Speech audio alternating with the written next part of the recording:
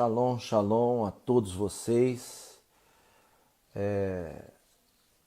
Erev Tov, uma boa noite, meus cumprimentos mais sinceros a todos os queridos amigos e irmãos que acabam de chegar aqui e tantos outros que ainda estão a caminho chegando. Quero muito agradecer ao Eterno a oportunidade que Ele nos dá de compartilharmos aqui a palavra de Deus com tantos amigos, com tanta gente importante, com tanta gente humilde, servos do Deus verdadeiro. Hoje, nessa noite, nós temos aqui um convidado, uma pessoa muito querida, um homem de Deus, pelo qual tenho um profundo apreço, um profundo carinho, que é o pastor André Azevedo. O pastor André já está aqui na meia tela comigo. E antes de eu o saudar, eu quero dizer que amanhã eu estarei aqui falando com um filho espiritual, um historiador, que é uma pessoa muito especial e querida, direto de Jerusalém. Eu estarei falando aqui com o Isaac de Jerusalém. O Isaac é um homem de Deus e nós vamos falar aqui coisas profundas de toda a história bíblica, de toda a arqueologia bíblica também. Já está conosco aqui o pastor André, que é um amigo, uma pessoa muito querida. Shalom, pastor, como está? Shalom, shalom, Rabi. Paz a todos que nos assistem. Por aqui tudo ótimo. E por aí? Aqui também, queridos irmãos, tanto eu quanto o pastor André, eu acho que deveria sim com todos aqueles que servem a Deus, colocamos os nomes dos nossos filhos de alguns heróis da Bíblia, né? Então, o André, como é um admirador da exegese, colocou o nome dos dois filhos de dois grandes rabinos, né? Que é o Benjamin Rashi, não é isso? Isso. É o Rashi que é tão querido, cabelão consagrado ao Eterno, e também tem o Yosef Akiva, que, com todo respeito, André, é a cara da mãe. Esse se salvou, ficou a cara da mãe. É o mais novinho, Yosef Akiva. Foi, assim, uma surpresa muito grande para mim que você me desse essa honra, colocando o nome do seu filho. Você sabe que existe um peso muito grande, não é? Em relacionado a nome. E existe uma brahá especial também relacionada aos nomes. Então, André, eu quero que você se apresente rapidamente. Se apresente, olha aí. Ó, olha o avivamento. Olha o avivamento chegando em casa aí, ó. O avivamento chegou. Tá pulando ali igual um cabrito. Ô, santo de Israel, o avivamento aí, ó. André, me fala um pouco do seu trabalho, para que a gente possa... Vem. Que isso, Rashi? Que isso, rapaz? Olha lá, a boca falando disso. com você. Bora, bem, dá um jeito. Agora? Meu Deus. André, eu preciso que você fale um pouco sobre o seu ministério, para que a gente possa entrar no assunto dessa noite, por favor. Sobre o ministério? Se apresente para as pessoas que estão nos assistindo agora, Sim, por favor. sim. Meus irmãos, eu me chamo André Azevedo, sou pastor aqui em Goiânia, um amante da teologia, em especial da Torá, um amante dos patriarcas, do legislador Moisés, e eu acho que as demais coisas dispensam comentários. Sou pastor da Assembleia de Deus, aqui no estado de Goiás, e tenho a honra de ter como amigo o Rabi Yosef Akiva. É isso aí. Tá certo. André, o assunto que eu queria falar com você, e existem agora muitas pessoas aí que nos acompanham, é justamente um dos pontos mais contraditórios da fé cristã. Um dos pontos mais contraditórios da fé cristã. Deixa eu desativar aqui, pronto. Que é a lei, que é a Torá, que é o Primeiro Testamento, que são as regras de relacionamento que o Eterno impôs para aqueles que querem servi-lo e querem andar com ele. Muito bem. Na sua ideia, qual é o relacionamento entre a lei e a graça? Qual é o relacionamento dessas duas coisas? Rabi, a lei, ela é científica, ela é filosófica, ela é teológica, porém a lei dispensa o conhecimento de si, de fora dela, para com o seu leitor. Ela dispensa o conhecimento empírico. Conhecimento empírico é aquele da experiência, é o conhecimento do acúmulo das experiências. E por ser a Torá escrita e idealizada na sua raiz dos 10 mandamentos pela pessoa de Deus, do Eterno, então ela dispensa o empirismo que requer um acúmulo de experiências, porque o Eterno, ele não precisa ter experiências, porque a experiência está extremamente vinculada com o tempo. E o Eterno era, é e será. Ele não precisa descobrir um conhecimento, ele não precisa fazer descobertas de coisas. Tudo parte dele e a partir dele todas as coisas são.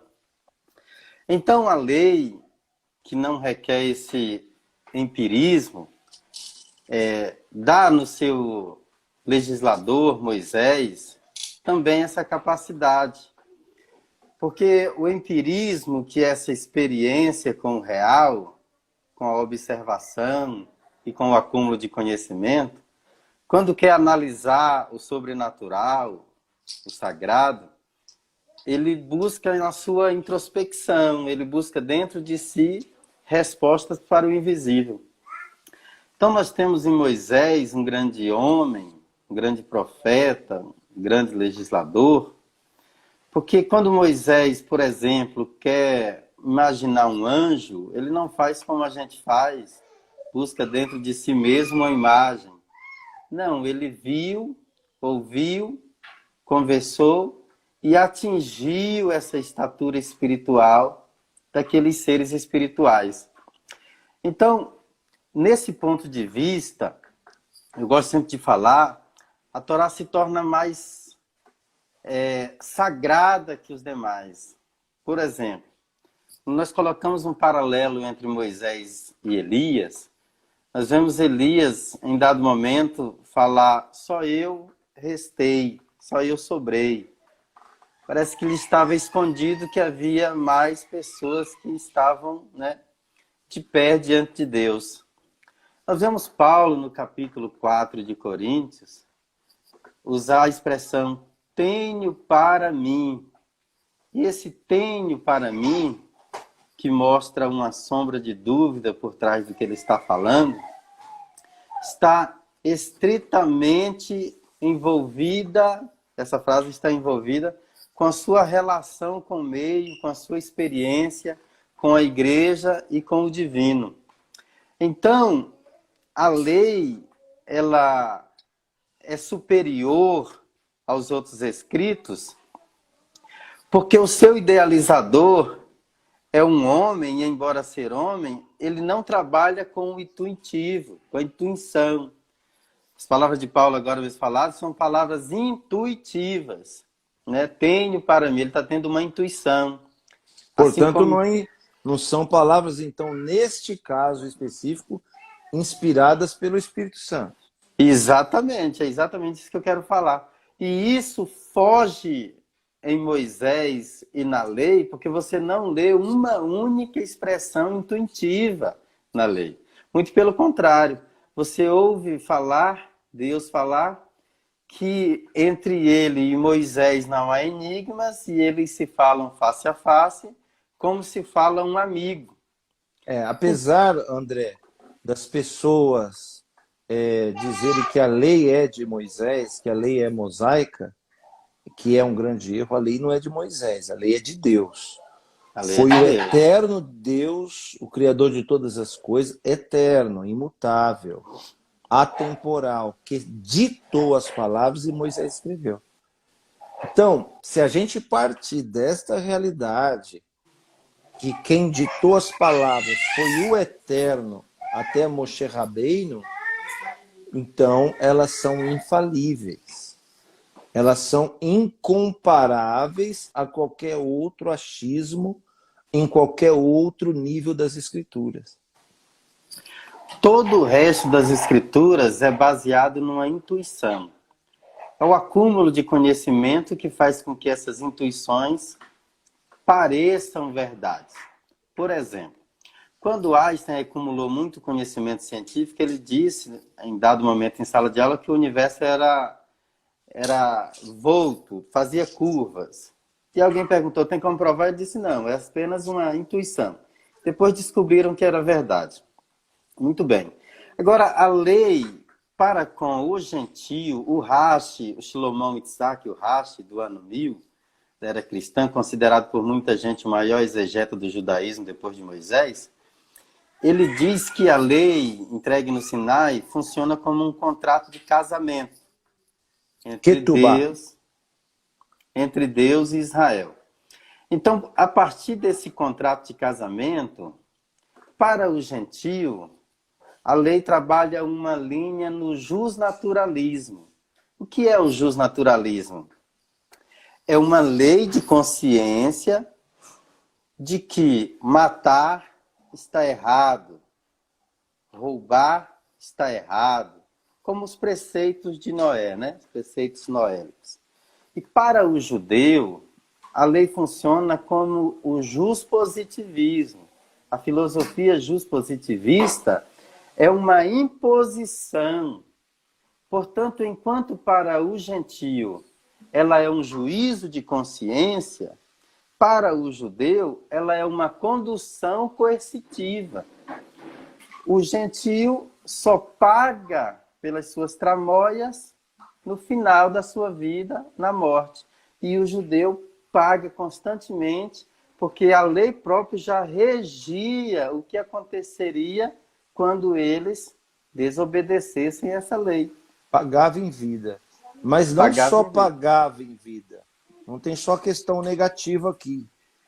Não só pagava quando errava, mas também ganhava quando acertava. Porque, neste caso, nesse nível de obediência de relacionamento, a sentença ela é colhida no mundo presente e no mundo vindouro. O que é interessante, porque na lei dos homens, se você acerta, você não ganha nada. Se você erra, você é punido. E na lei do eterno, se você acerta, você ganha. E se você erra, você é punido. Agora, no mundo jurídico, eu analisando Moisés e o mundo jurídico de Moisés, e dentro da Torá, eu percebi assim que a lei ela é algo imutável.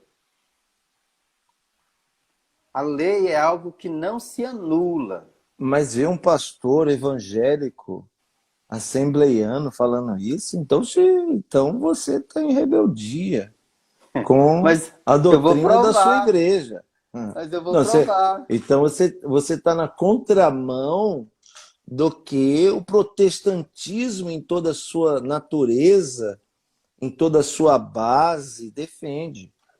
Então você é mais judeu messiânico como eu do que pastor assembleiano, André.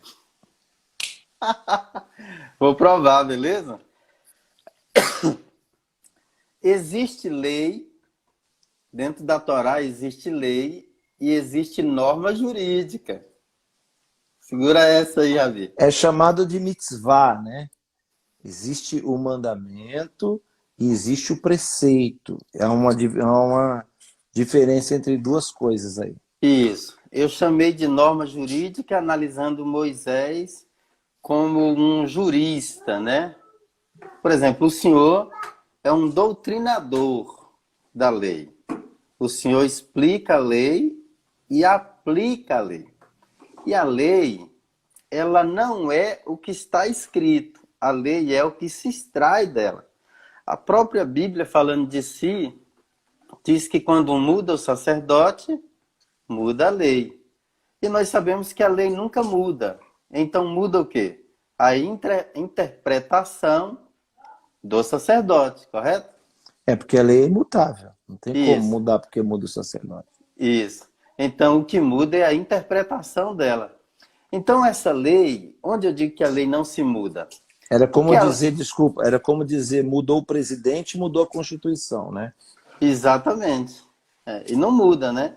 Não muda. O presidente não pode fazer mudar a É. Constituição. A Constituição está acima da autoridade do presidente. Então, o sacerdote ele não é maior que os preceitos e as mitzvah que o Eterno deu.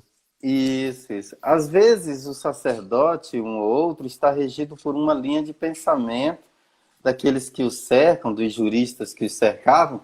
Todavia, a linha de pensamento dele está dentro daquilo que é aceito em um princípio imutável.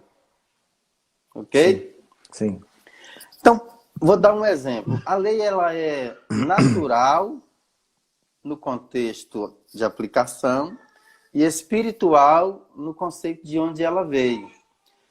Como que ela é natural no conceito de aplicação?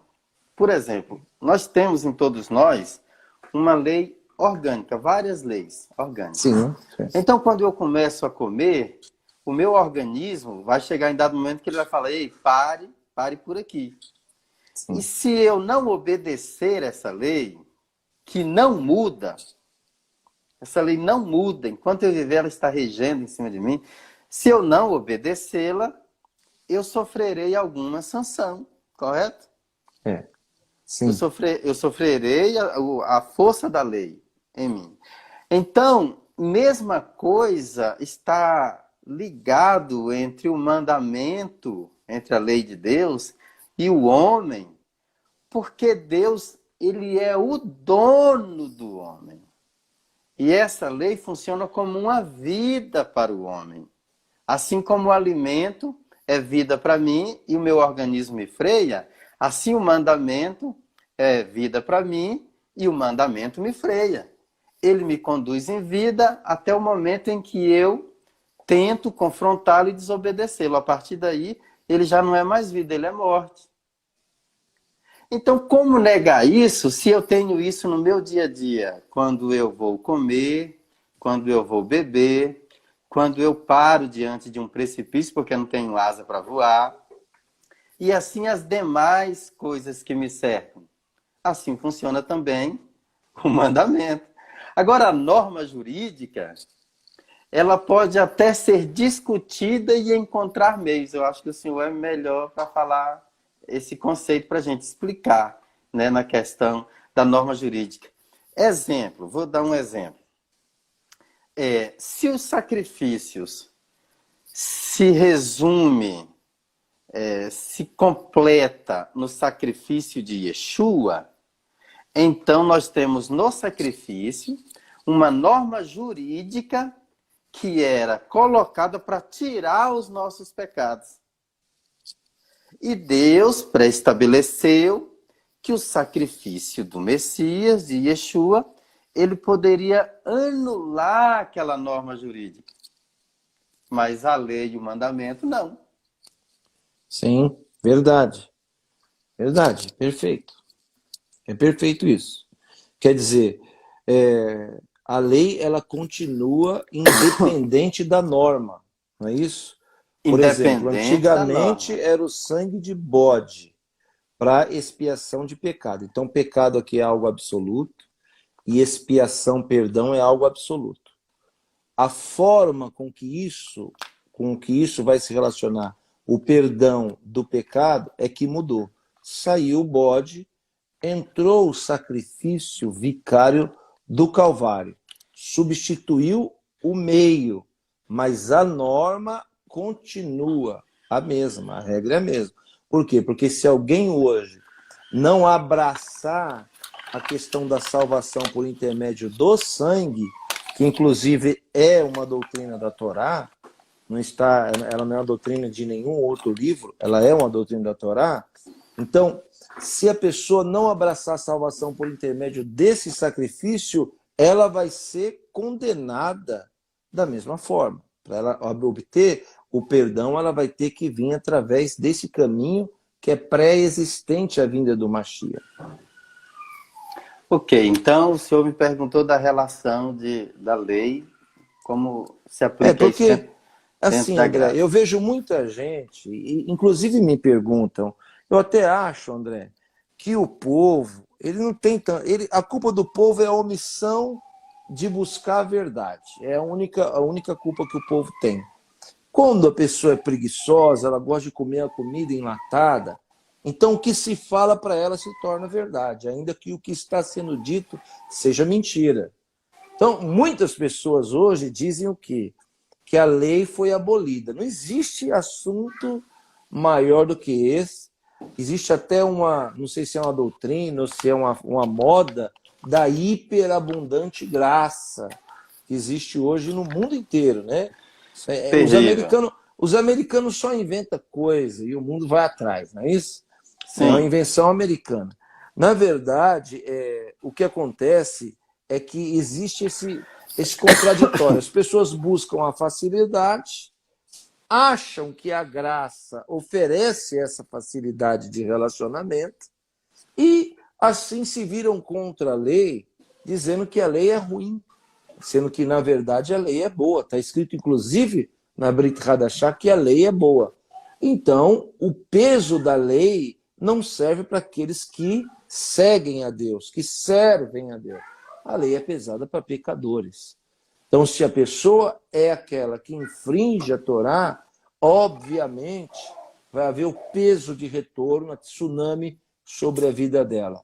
E, na minha opinião, se realmente a Torá, se realmente a lei foi abolida, então é óbvio que também foi abolido o pecado. Por quê? Porque é a lei que indica, que mostra o pecado. É a lei que mostra como obter a redenção daquele pecado. É claro que, como você disse, muito bem colocado no começo, mudou-se a forma, mas a regra, a Constituição, continua a mesma. Se não existe lei, querido irmão, então como é que Deus vai julgar o mundo? Todo juiz precisa de uma lei para julgar. E a lei que Deus vai usar para julgar o mundo inteiro, conhecedores ou não, vai ser a lei da Torá. O que as pessoas mais confundem é a questão do pensamento dialético dentro da lei, a discussão da lei. A lei, ela admite discussão? Sim, ela admite discussão. Claro. Por isso os sábios de Israel discutiram tanto a lei, discutiram a aplicação da lei. A lei é uma eterna discussão filosófica e é isso que a faz grande. Mas alguns dos seus conceitos, ou dos seus preceitos, ou dos seus mandamentos, eles não requerem discussão. Por exemplo, os 10 mandamentos em si, eles não requerem discussão. Por quê? Por causa do alto nível de razão. Por causa do alto nível de razão, não há o que se discutir. Por exemplo, não matarás. Se nós consultarmos a razão, que é o nível mais baixo do intelecto humano, até um jumento consegue pensar com a razão, a razão ela é percebida por ovelhas, quando ela sai do rebanho, ela sabe que ela está fora do rebanho. Eu já acho que aí, no caso dos animais, é o instinto, né? Os filósofos dizem que há um nível de razão nele. Porque o ser humano, o homem, que não conhece nada de lei, ele é guiado por um instinto, mas alguns de seus instintos são tão animalescos que fogem à razão. Ou seja, Porque o ser humano, na sua natureza, é um animal. Todo ser humano é um animal. o que, E nós o, somos, os instintos estão embutidos na natureza humana. o que faz o homem deixar de ser um animal é a observação de um mandamento. E o intelecto. Quando ele entra na razão. Sim. Veja a aplicação da razão. Eva, na sua razão, entendeu que se comesse daquele fruto, morreria. Ela até se adiantou mais, ela disse, não podemos nem tocar. E ficou lá olhando. Então, o que a conduziu, a princípio, a rejeitar foi a razão. E o que a levou a comer foi o seu estado animalesco. Foi o seu instinto. Foi o seu instinto. Aqui é Então, a primeira lei da própria Torá, né? Quando Deus disse não, a primeira lei é negativa. Não toca aqui nesse fruto, não é isso? isso. Então, quando a pessoa larga, ela rejeita o mandamento, ela entra em estado de regressão. Ela vai aniquilando a razão, Exatamente. o potencial de fazer um culto racional, o potencial de agir pelo intelecto e vai abandonando essa condição e abraçando a condição instintiva.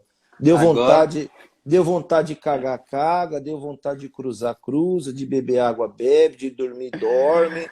Porque animal é assim, animal faz só o que dá vontade, né? Agora o senhor chegou onde eu queria chegar. Obrigado por esse comentário. Então, o que é que está separando a lei da graça? Uma loucura intuitiva. Porque a intuição, ela foge da lei, como eu disse, porque a lei está escrita e é clara. Então, Ou não precisa talvez, de intuição. André, talvez o que separa uma da outra é a vontade dos seus desejos serem saciados. E aqui está a isca de Satanás nos altares. Porque as pessoas vão aos cultos com o desejo dos seus desejos serem correspondidos por Deus. Porque é um espiral de decadência moral. Muito forte. Primeiro a pessoa rejeita o mandamento. Depois ela entra em estado animalesco, só nos instintos. E depois ela, para aplacar a sua espiritualidade fingida, ela começa a usar para com o público a questão da intuição. Deus está me falando isso, quando Deus não está falando, porque tudo que ele falou está na Torá, está na sua palavra. Sim. Aí ela passa a enganar a si mesma e enganar os outros, como Pedro falou, né? Enganando e sendo enganado, tudo baseado nas suas intuições. Que é mentira. Que é mentira. Que a Bíblia chama isso também de mentira, né? Olha só, quando um bicho, um animal, ele percebe o caçador dele, um viado... O mal se aproximando. O mal se aproximando. Isso. Ele atina por pura intuição. Sim, por instinto. Por instinto. Por isso é que a igreja entrou em decadência e começou a confundir o que é graça com lei. Porque ela passou a rejeitar o que está escrito em nome daquele sentimento intuitivo, que na verdade é uma mentira de Satanás. As pessoas hoje, por exemplo, existem pessoas que criticam, por exemplo, o dízimo. Né? Por que eu tenho que dar 10%? Isso daí é coisa da lei e tal. Aos Hebreus está escrito no capítulo 7 que o dízimo testifica a vida do sacerdote. Então, nós só damos dízimo porque o sacerdote está vivo. Quando alguém diz, eu não vou dar dízimo, ele está dizendo que o sacerdote dele está morto, não ressuscitou. Visto que Yeshua hoje não é rei, Yeshua hoje é sumo sacerdote de uma nova aliança. Então, quando a pessoa dá dízimo, ela está testificando para as testemunhas, anjos, demônios e homens, que o sacerdote dela é vivo e atuante. Muito bem. Isso, se 10% é lei, Então, eu acredito que na questão da graça as coisas são mais difíceis. Por quê? Porque Ananias e Safira vieram entregar 50%. São 5 vezes mais. 50% e caíram duro estatalado. Então, quando a lei diz assim, se alguém te der um tapa, não reaja, isso é uma grande virtude, né? É o limite da lei, não reagir. A graça diz, se alguém te der um tapa, oferece outra face. Ela vai além. A lei diz o seguinte, se alguém te convidar para você largar tudo e carregar uma pessoa nas costas por 1 légua, você já é um tzadik, a graça na pessoa bendita de Yeshua diz o seguinte, não vai uma, vai 2. Por quê? Porque se a vossa justiça não for maior do que aquilo que é imposto, de maneira nenhuma vereis o reino de Deus. Então, acho que as pessoas estão reclamando de algo que para elas é até mais fácil, é até melhor de seguir, do que uma coisa que não passa de uma cogitação teológica. Quando Yeshua, corroborando o que você falou, contou a parábola do filho pródigo, e o pródigo, ele é tratado por lei como um incapaz. Por quê? Porque o pródigo é um desperdiçador dos bens. Então ele coloca a família em miséria por gastar dissolutamente. E aí está a regra, aí está a confirmação de que ele é uma pessoa que age pelo instinto, né? Porque ele está em busca de prazer. Isso. É o que as pessoas fazem hoje, elas estão em busca de prazer, de resolver os seus problemas, é a busca da alma humana. Aí a lei o trata de incapaz. Por quê? Porque ele não faz uso da razão naquilo que ele possui, para chegar onde o senhor falou aí do dízimo. Veja, se a entrega do dízimo é uma testificação, é eu testificando que o sacerdote, o sumo sacerdote, o meu sacerdote está vivo, então é um convite para a razão. Sim, óbvio. Quando eu pego aquilo que é do sacerdote e eu gasto dissolutamente, de outras formas, então eu fugi da razão, me torno um pródigo e sou incapaz, sou tratado por Deus como incapaz. Todavia, eu sou incapaz do quê? De ter comunhão com o Pai. De usufruir da herança. E de voltar para a casa dele. Por isso que o texto do moço diz que ele caindo em si. Então, usufruir da herança. Herança do quê? A herança nem sempre é algo que a pessoa conquistou. A herança nada mais é do que o resultado de que alguém conquistou e que ela vai usufruir. Por isso que a herança em língua hebraica é chamada de morachá, e o povo judeu sempre trabalha muito essa questão de genealogia, porque são as dobras dessa corrente que mantém o povo de Israel vivo até os dias de hoje, e as pessoas hoje não dão muita importância às gerações futuras, porque eu sempre falo aqui na comunidade que tudo que a gente faz hoje não é para agora, é para amanhã, e talvez plantamos árvores para que os nossos filhos colham os frutos. Então, na verdade, o André, as pessoas que agem por instinto, que buscam a Deus para resolver os seus dilemas, para resolver as suas vontades, para resolver os seus prazeres, elas são desqualificadas, elas não têm condição nenhuma de usufruir da herança.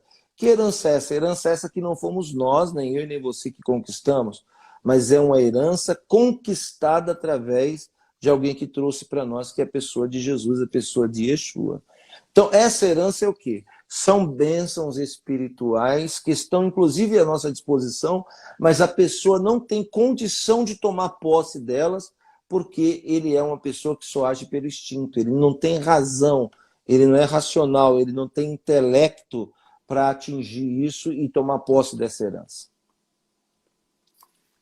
Por fim, nessa questão, o gentio, ele que é, né, Yeshua até foi carinhoso ao chamar de cãozinho, né, cachorrinho.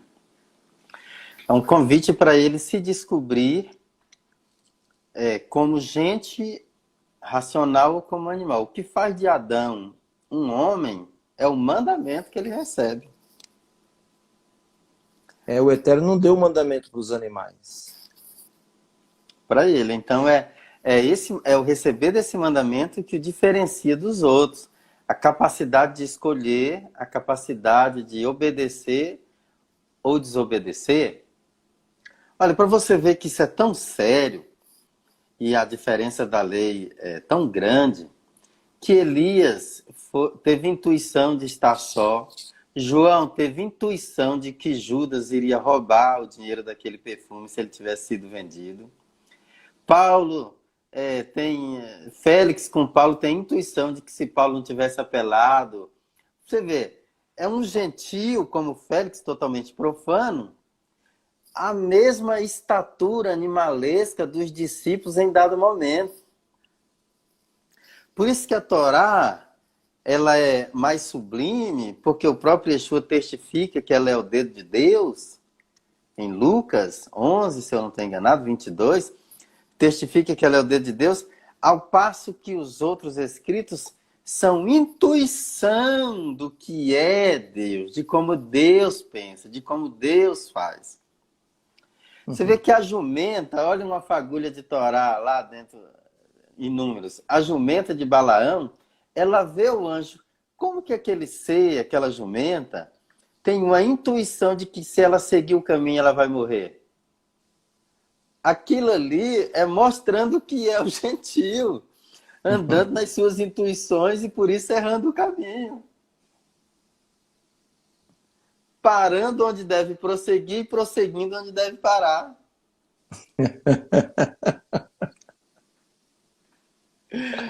Baruch Hashem. Baruch Hashem, né? Você vê que o livro mais sagrado do Novo Testamento, eu diria que é Apocalipse. E em Apocalipse, João, algumas vezes ele diz assim, vi como que uma... E não decide o que ele viu. Por quê? Ele não sabe. Por quê? Porque ele escreve baseado na intuição. Com aquilo que ele tem no arquivo da sua memória. Só que ele está descrevendo coisas que ele nunca viu na vida. Fazendo comparações, por isso que ele faz comparações. Paupérrimo, inclusive. Isso, por isso que a intuição, ela é fruto da experiência. Você vai no pacote da experiência e pensa, bom, isso deve ser isso. Deve ser, não tenho certeza. Exatamente, por isso que vi como que uma e não sabe precisamente o que viu. Mesma coisa Ezequiel, mesma coisa os outros profetas. Mesma coisa Daniel, né? Vão trabalhar sempre na intuição, mas não fica nada muito claro, né? Porque depende agora, a profecia é mais ou menos isso, depende agora do cumprimento dela para se tornar realidade. O maior comentarista das profecias é o tempo, né? Ao passo que a Torá é estática. A Torá é estática tanto na eternidade quanto no tempo. Ela só precisa do quê? De um coração voluntário. Você não vê em Moisés uma única ação intuitiva. Tamanho era o nível espiritual dele. Se você procurar também nas palavras que são colocadas na boca de Yeshua, nós também não acharemos. Por quê? Porque ele é um ser que transcende o seu tempo. Ele tem certeza de tudo. Ele não tem intuição, ele tem certeza de tudo. Exatamente, ele tem certeza de tudo. Por isso ele não tem intuição. Então é impossível. Se você crê em Yeshua, a bússola maior dele nem é porque ele não escreveu nada, nem é os evangelhos. É a Torá sobre a qual ele viveu. E testificou, ele diz assim, observai as escrituras, porque julgais nelas terem a vida eterna. E ele não está falando aqui de evangelho porque não tinha evangelho na época. Não está falando aqui de nenhum livro da Brit Hadashah e também não está falando de nenhum livro da Tanakh, exceto o Torá. Ele está falando de Torá. Ele diz o seguinte: examinai as escrituras, porque julgais nelas encontrar ou ter a vida eterna. E está provado que ele estava falando de Torá. Alguém me perguntou assim, por que está escrito a lei e os profetas duraram até João? Eu disse, olha, vê aqui, ó. A lei já estava escrita. Então, ele usou duas partes do Tanakh. Tanakh tem três partes, o Velho Testamento, né? Torá, Navim, Ketuvim. Profetas, lei, profetas e escritos.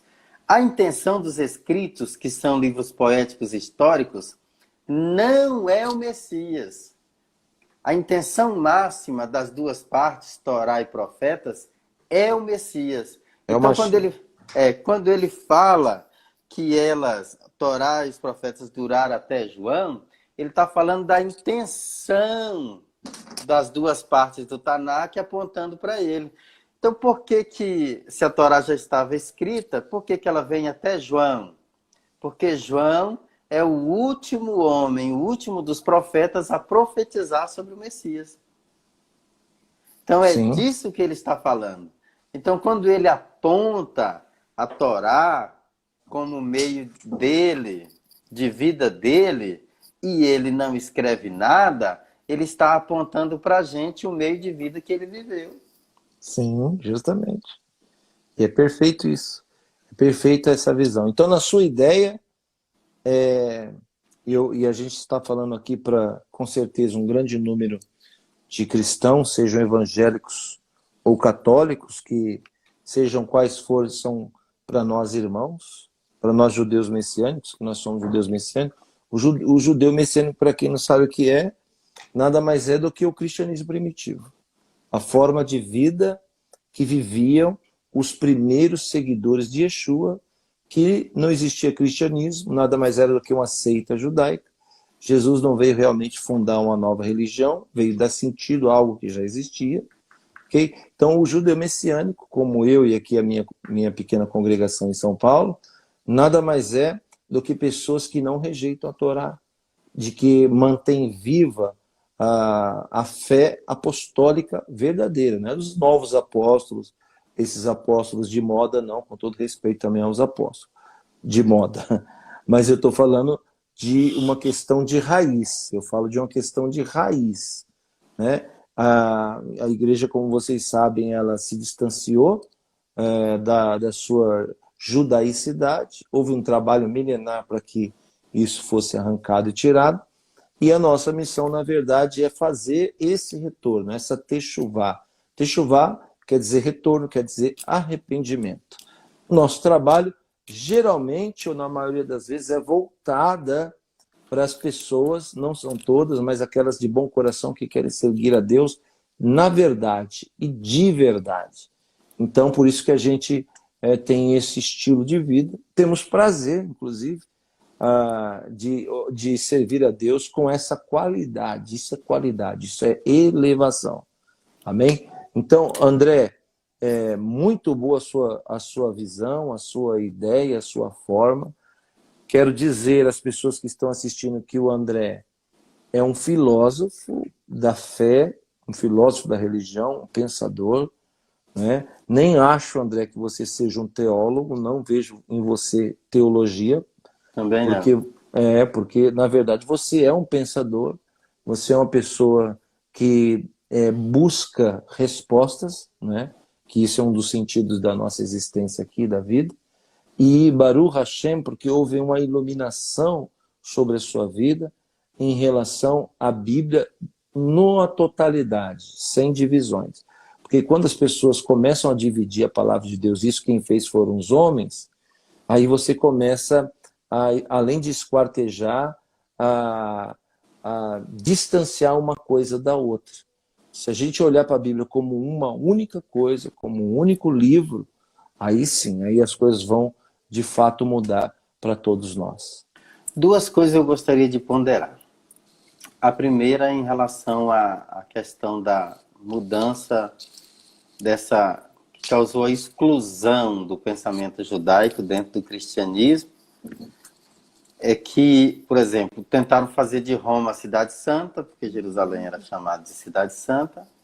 Tentaram fazer do latim a língua santa, já que afirmava-se que o hebraico é a língua santa na qual a Bíblia foi escrita. Então eles foram dando... Substituindo. É a teologia da substituição, que Israel falhou no seu propósito e tal, e assim por diante. E a prova disso é que até a década de 90 ainda se rezava missas em latim, né? O povo está ali com cara de bobo, entendendo nada, e os sacerdotes ali rezando a missa em latim. Tá?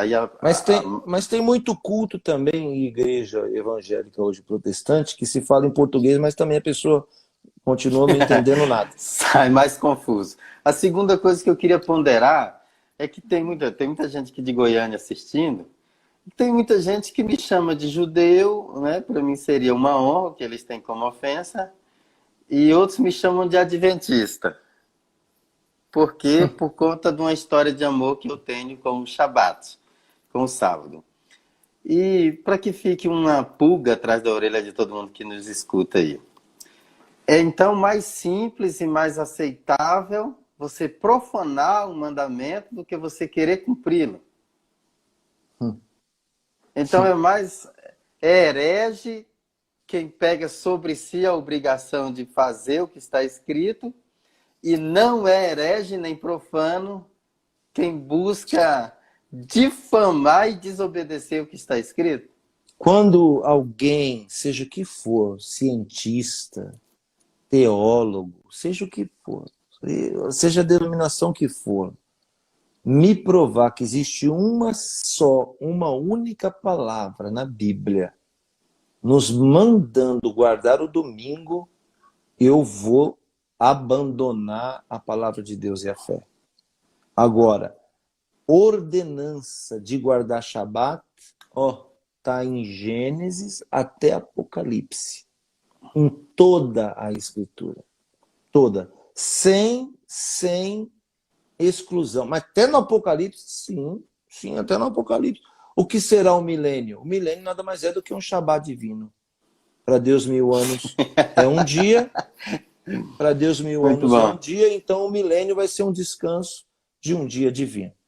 Então, a Bíblia manda e o homem não quer fazer o que Deus fala, o homem quer fazer o que ele acha que ele deve fazer. E aí acaba profanando o Shabat. Nosso tempo acabou? Infelizmente, André, temos 2 minutos para suas considerações e eu vou falar do meu convidado de amanhã, apresentar o material aqui para as pessoas. Ok, nas minhas considerações finais, como dito no início, para o gentio a lei era subjetiva, para o judeu ela era coercitiva, condução à força. A partir do momento em que Yeshua coloca uma Torá debaixo do nosso braço, ele nos conduz a uma condução coercitiva. Ou uma responsabilidade. Ou cumpre, ou morre. Acabei. Obrigado por essa oportunidade. André, a gente precisa aqui fazer outras, tem muitas pessoas aqui pedindo para que a gente faça mais debates como esse. Você sempre vem aqui na nossa sinagoga, é sempre bem-vindo. Você e sua família. E nós gostamos muito de ouvir os seus pensamentos. Isso é a prova de que nós estamos abertos. Mas nós não estamos abertos para idiotas. Nós estamos abertos para pessoas que vão agregar conhecimento, trazer iluminação, trazer direção para a nossa vida. Você é uma dessas pessoas. A todos os irmãos que nos acompanham agora, André, eu quero dizer a essas pessoas que elas te sigam aí. O seu Instagram é pr.andreazevedo. Okay? André Azevedo. Tem uma Bíblia assim no peito. E o André é o seguinte, irmão. O André, todo dia, ele coloca ali um comentário, um conteúdo, uma reflexão sempre muito profunda. Você sabe que para você ouvir um pensador, você não pode ser um idiota. Você não pode ser uma pessoa que fica variando. É uma pessoa que está em busca de respostas, uma pessoa que está em busca de uma elevação, Então você tem que ouvir pessoas inteligentes. Então eu estou indicando aqui a todos vocês, vocês viram ontem o Eliseu Rodrigues também indicando, nós temos aqui, como já disse, esse relacionamento de amizade. O André sempre tem um conteúdo que vai agregar muito à sua espiritualidade. Segundo, eu quero dizer que amanhã eu vou estar falando com um filho na fé. Ele é um historiador, assim como nós, André. Ele vive em Israel, é também um guia turístico em Israel. Um rapaz muito humilde, muito simples. Eu o conheci aqui, ele é uma bênção. E vai tirar muitas dúvidas em relação à historicidade do povo judeu. Sabe que é feriado em Israel, hoje e amanhã também, né? Estamos chegando no dia da independência lá em Israel, e ele vai falar direto de Israel conosco aqui no Brasil. Então, vocês não podem perder, porque vai ser muito forte, vai ser muito legal os assuntos que nós vamos tratar aqui amanhã. E para encerrar, está aqui do meu lado a minha querida esposa. Duas últimas coisas. Você que quer fazer uma live comigo, mesmo sendo um anônimo, é só você mandar um direct aqui, falar com a minha assessoria.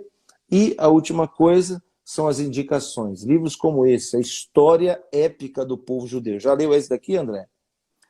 Não, esse aí não. André, você precisa ler isso aqui. É um livro neutro, tá? Não é um livro escrito por evangélico, por católico, nem por judeu. É um livro de história.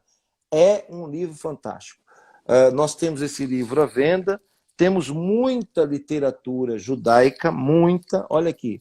A Tanar, que é o Antigo Testamento, conhecido como Antigo Testamento, na tradução original, ok? As pessoas que quiserem adquirir. O livro dos Salmos, em hebraico e português, também. Espetacular isso aí. Esse na tradução original. Esse daqui que você tem aí, André, os ensinamentos da Torá, ilustrado, que é muito bom. Está na capa muito do meu bom Instagram, mesmo. aí no perfil. Isso mesmo. E aqui está a famosa Torá, a minha do ano de 1998. Essa daqui é famosa. Se você quiser adquirir esse material, é só você entrar em contato aqui, aqui no WhatsApp que tem aqui, no nosso Instagram, no perfil do Instagram, e também manda uma mensagem aqui que o pessoal aqui da assessoria vai enviar para você, tá bom? Nos Então, comentários tem aí um pastor amigo meu, e o Degardo Aguiar, lá da Barra, diz que vai te chamar no direct e gostaria de ter essa honra contigo. É um advogado, é um homem espetacular. Se o senhor puder, atenda ele. Ótimo.